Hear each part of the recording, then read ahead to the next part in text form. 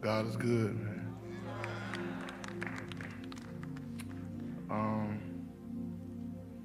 It's a day I never wanted to see, but you know, the overwhelming love and memories and laughs and you know, my mama left behind a village, man. Um, I appreciate all the reaching out, um, just everything, man. You know, living with my mom and being with her and going on tour and you still don't really grasp like what she is or who she is or what she mean to people. Like she, you know, like people loved her music, but now I'm, you know, in our passing, I'm seeing she was like more of a spirit. She was like an angel. She's like a tree. She planted roots in the ground. And,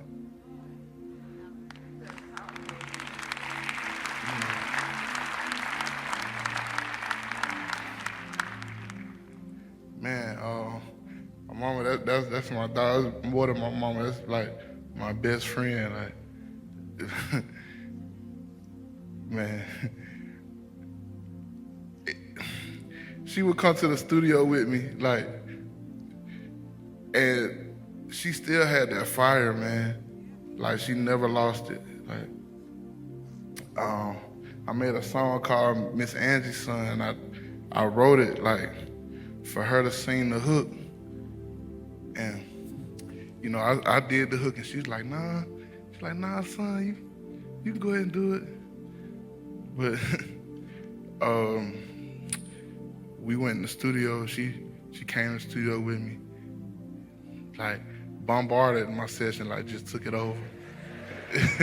You know, she brought her old piano player in. She brought a horn player in, and she just changed the whole record. Like,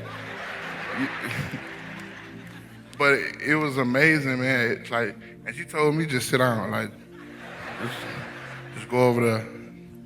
But man, 2 weeks ago, man, she called me in her room 3 in the morning. She writing a rap song, like to a Ghostface Killer beat, like, swear to God.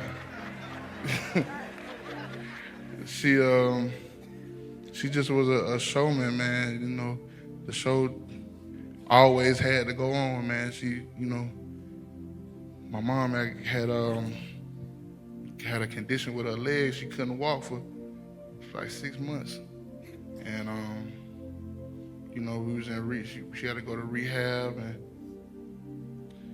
you know, she had a show, but she didn't want to cancel it, and you know, I'm begging her. I'm like, Mom, cancel the show. Like, it's like, Mike, I'm not canceling no damn show. So, Ashton right there, he'll tell you, we went and got a big queen chair for her. We put her in a chair, we rolled her backstage, put her in the chair, we lifted the chair up on stage, and then lifted the chair back off of stage. And the whole time, like, man, I just hope my pants don't fall down. But she rocked out, man. She rocked out. She always did, man. She was a soldier. You know, she was battling with her kidney, but she ain't let that beat her, man. She kept fighting. And that's what we're gonna do, man. We're gonna keep fighting, man. Thank you. I love you, Mama.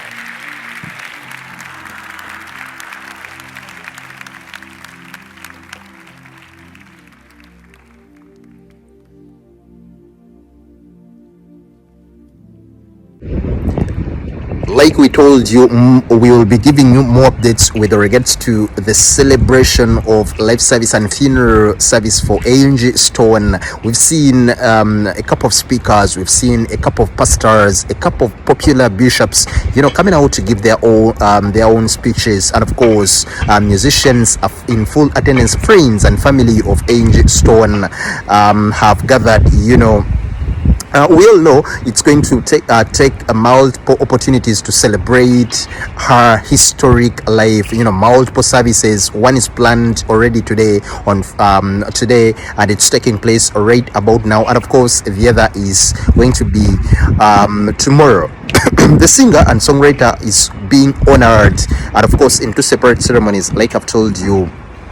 One right about now in Atlanta, and another is tomorrow in Columbia, South Carolina, at the Nazareth Baptist Church Cathedral.